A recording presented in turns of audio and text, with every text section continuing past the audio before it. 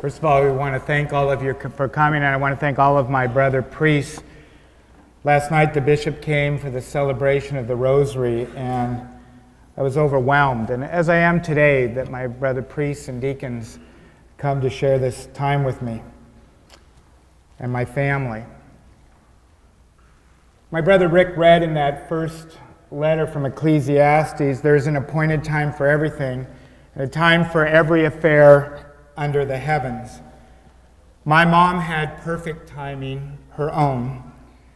The only thing that I asked her on Wednesday was, please do not die during the Triduum. It is the busiest time of the year.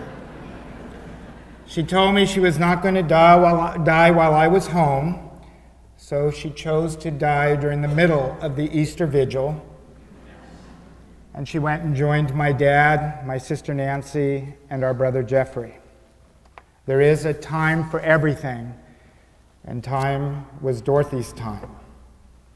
We prayed in that response, with the Lord there is mercy, the fullness of redemption. And I have learned during much in my life, I've learned from various men and women in religious life, especially from the Sisters of Mercy, that mercy itself means active compassion, that we become willing to enter into the suffering of others as we care for them. And my mom learned very well in her life, not only from the sufferings that she endured through sick children, through the death of 2 of her children, my dad's illness passing 9 months ago, and through the numerous times that Rick and Susan tested her patience.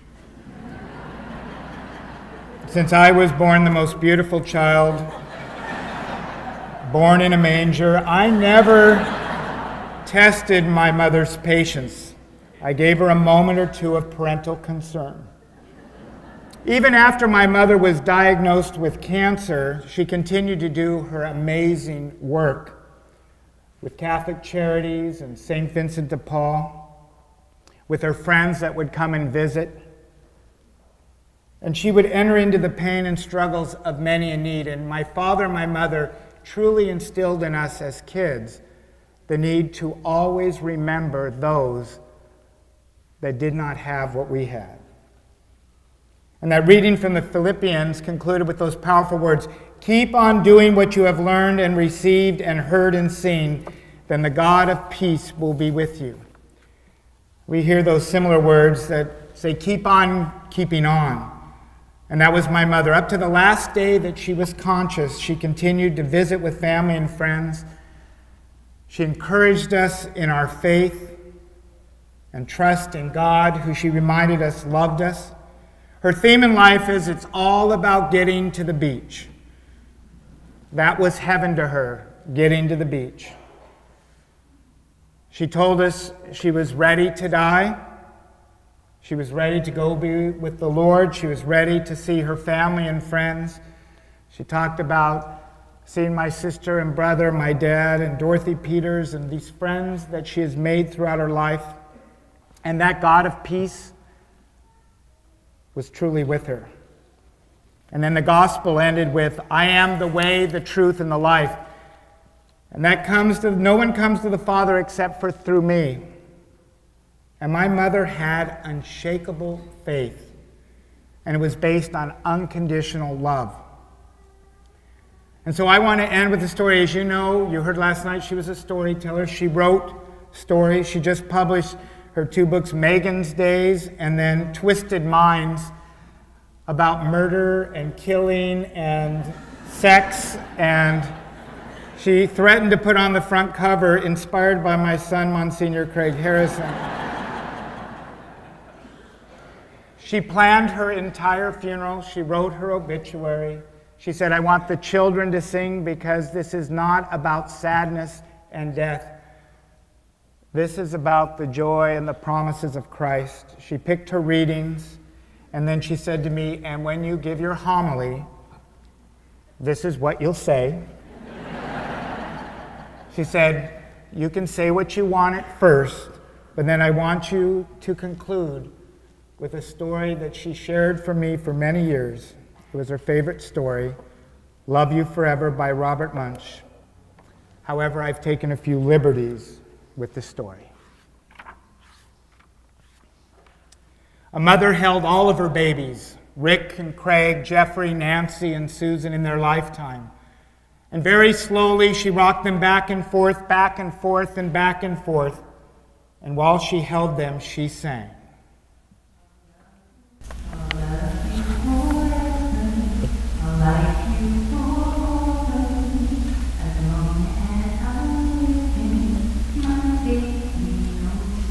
Well, they all grew. But Jeffrey went home to Jesus before the others. But the rest grew and grew and grew until they were 2 years old, and they ran around the house. They pulled the books off the shelves. They pulled off the food out of the refrigerator, and they took their mother's watch and valuables and flushed them down the toilet. And sometimes their mother would say, "These kids are driving me crazy." But at nighttime, when those children were 2 years old, she would open the door to their rooms, crawl across the floor, look over the side of their beds, and if they were really asleep, she would pick them up and rock them back and forth and back and forth.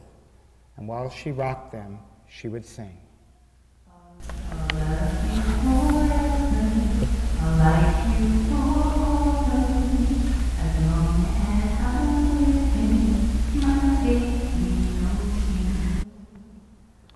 Now Rick grew and he grew and he grew. He grew until he was 9 years old. He never wanted to come in for dinner. He never wanted to take a bath. When Grandma was visited, he said bad words.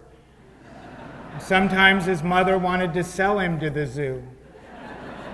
But at nighttime, when Rick was asleep, our mom would quietly open his door. She'd crawl across the floor. She'd look up over the bed. And if Rick was really asleep, she would pick him up. And she'd rock him back and forth and back and forth and back and forth. And while she rocked him, she sang.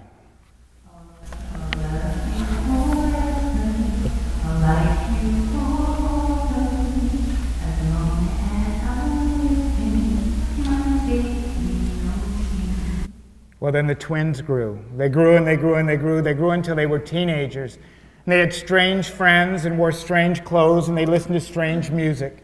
And sometimes their mother felt like she was in a zoo. But at night time, when those teenage girls were asleep, Mom would open the door to their room, crawl across the floor. She'd look up over the side of their beds. If they were really asleep, she'd pick up Nancy and Susan.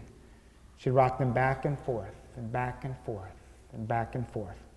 And while she rocked them, she sang.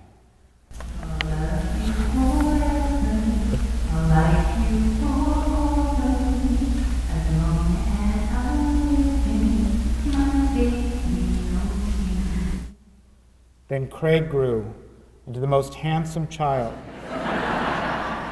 and the most humble.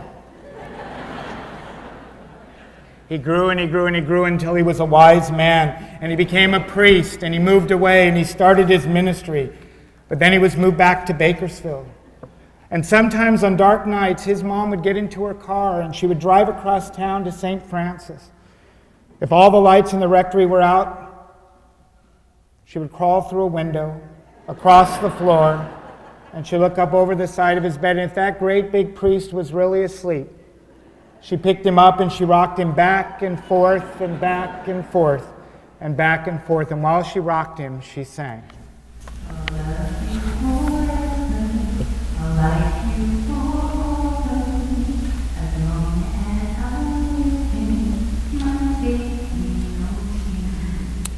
Well, our mother got older and she got sick. And one day she called her children and said, "You better come and see me because I'm very old and sick." So they all came to see her. She moved in with Craig, and when the children came to see her the last time, she tried to sing.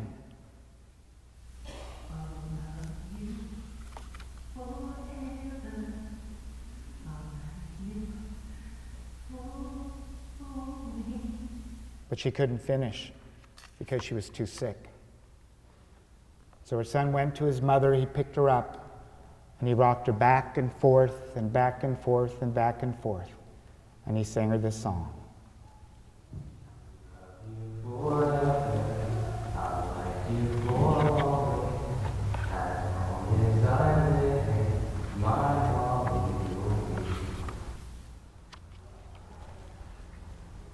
When her children all went home that night, they stood for a long time at the top of the stairs.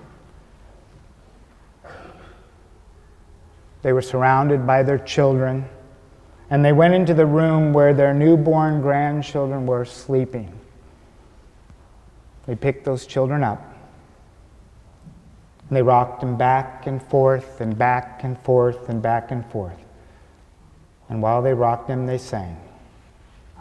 Love you forever, I'll like you for always, as long as I'm living, my baby shall be. And they remember what she told them, that Jesus loved them too. So there was nothing to be afraid of. He loves us forever, and as long as he's living, his children will be. And Jesus lives forever. We love you, Mom. Say hi to the rest of the family, and know we love you forever.